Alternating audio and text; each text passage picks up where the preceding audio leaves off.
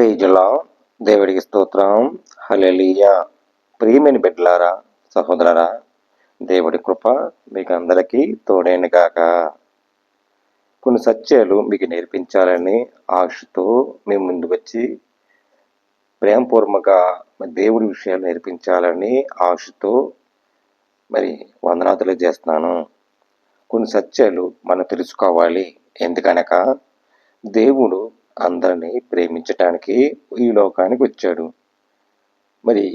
కొన్ని విషయాల్లోనూ ఒక దేవునికి కృప మనకు కావాలంటే ఏం చేయాలి? తల్లిదండ్రులు విడిచిపెట్టేసిన తల్లి అయినా తండ్రి అయినా ఆయనే ప్రేమించిన వాడు దేనికండి పాత్రుడు? దేవునికి పాత్రుడు అంటే మన పాత్రులుగా ఉన్నాం. దేవునికి దగ్గరగా ఒక పాత్రుడిగా ఎంచబడ్డాం. ఎందుకనక దేవునికి దగ్గరగా అయ్యాము? కుటుంబ సమస్యలు వచ్చాయనుకో, చాలా మంది కూడా రోధిస్తుంటారు, బాధిస్తుంటారు, బంధిస్తుంటారు. ప్రతి తల్లిదండ్రులు వాళ్ళకి దూరంగా ఉండాలని కొన్ని ఉదాహరణ. కానీ ప్రభు అంటున్నాడా, దేవునికి పాత్రుడిగా తల్లి అయినా తండ్రి అయినా నేనే అని అన్నిటికీ కుమారులు కుమార్తెలుగా నాకంటే ఎక్కువగా ప్రేమించేవాడు ఒక పాత్రుడిగా. ఇక్కడ మత్తాయి 10:37లో అక్కడ చిన్న మాటను చూడండి. దేవునికి ఎక్కువగా ప్రేమించిన వారు పాత్రగా ఉంటాడని అర్థం ఉందండి. మత్తాయి 10:37లో చూడండి.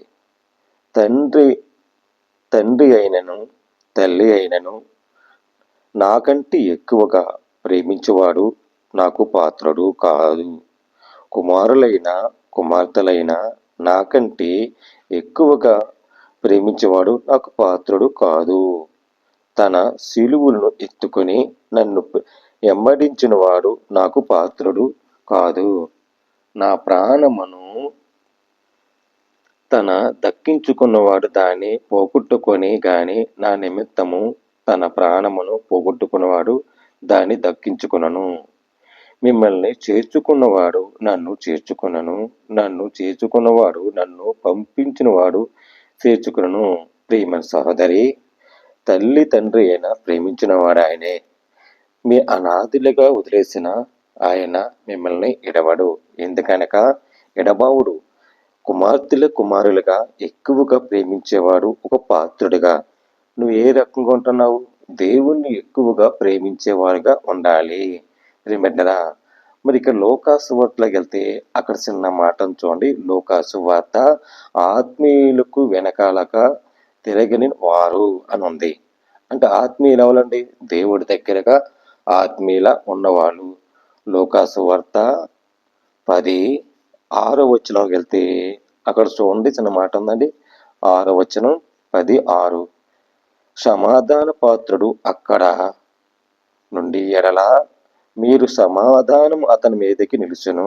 అంటే దేవుడికి పాత్రగా మనం ఉన్నాం. సమాధానక పాత్రగా ఉండాలి.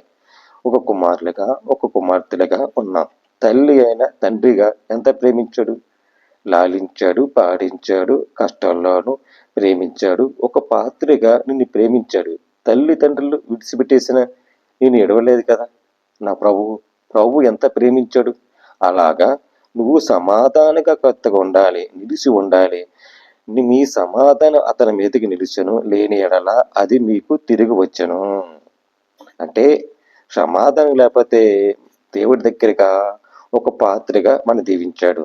లేకపోతే ఏం చేస్తాడు? తిరిగి వస్తాయి.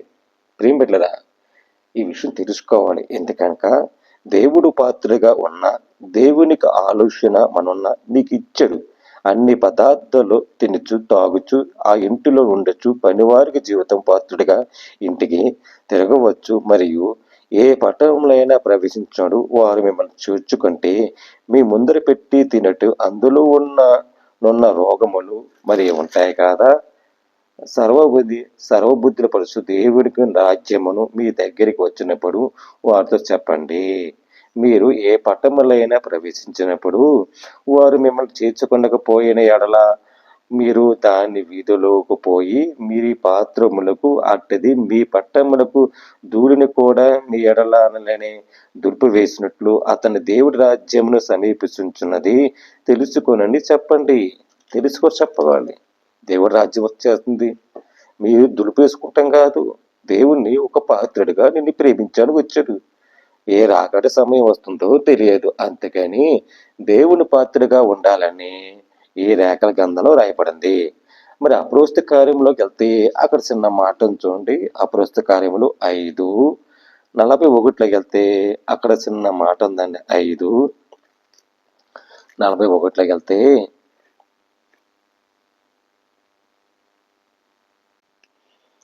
41లోకి వెళ్తే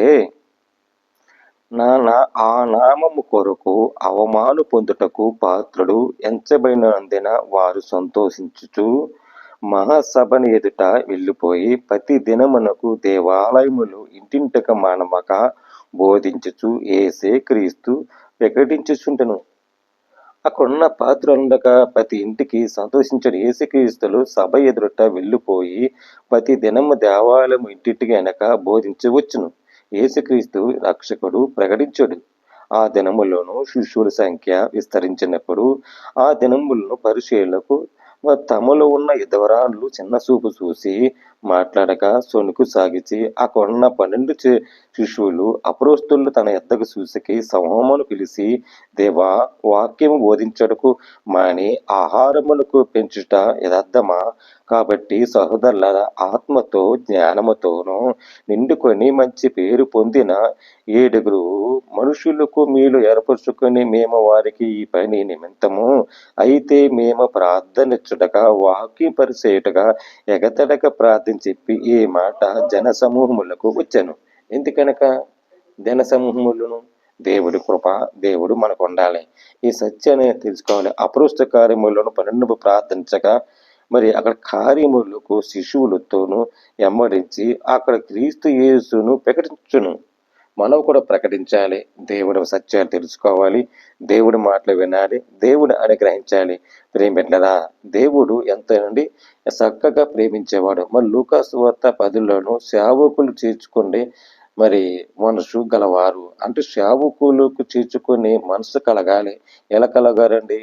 దేవుడి దగ్గరగా పాత్ర ఎలాగున్నాము సేవకులు కూడా మీకోసం ప్రార్థించి మీకోసం కుటుంబ కొరకు ప్రార్థించారు. ప్రార్థించినప్పుడు మనం ఎలా ఉండాలి? దేవుని దగ్గరగా ఉండి మనం సజీవులుగా ఉంచాలి. ఉంచి అప్పుడు మనం ఒక పాత్రగా ఎంచబడతాం. ప్రియమిట్లరా, అక్కడ చూడండి లూకాసు వార్త 10:7లోకి వెళ్తే వారు మీకు ఇచ్చిన పదార్థము తినుచు తాగుచు ఆ ఇంటిలో నుండికి పనివారికి జీవితం పాత్రుడు ఇంటింటికి తిరగవద్దు అని ఒక సేవకుడు మీకు ఇచ్చాడు. ఏమిచ్చాడు? ఒక పాత్ర ద్రాక్షరసం కానీ రొట్టె కానీ ఇచ్చాడు. మీ ఇంటింటికి పనివారికి జీవితము పాత్రుడు ఆయన యేసుక్రీస్తు ఒక సేవకుని ఎంచబడ్డాడు. మనము కూడా దేవుని కృప, దేవుని వెంబడించాలంటే, దేవుడి పదార్థాలు నడవాలంటే మనకు పాత్ర ఎంచబడాలి. అప్పుడే దేవుడు సత్యమైన భావములో ఉండాలని ఈ సందేశములో రాయబడింది. ఈ వాక్యము కీర్తనలో రాయబడింది. ప్రియమిట్లరా, దేవుడి ఒక పాత్రుడిగా ఎంచబడాలని లేఖ కింద రాయబడింది. దేవుడి మాటలు దీవించి ఆశ్రయించిన గాక. ఆమేన్. ప్రార్థన చేద్దామండి. అందరూ కళ్ళు మూసుకోండి. పరిశుద్ధమైన ప్రేమగల తండ్రి, కృపగల దేవ, నీ స్తోత్రాలు ప్రభువా. యేసయ్య వందనాలు. అనేక బిడ్డలకు రక్షణ తెచ్చండి. అనేక బిడ్డల ప్రభ నీ సహాయం తెచ్చండి. కృపగల దేవ, నీ స్తోత్రాలు.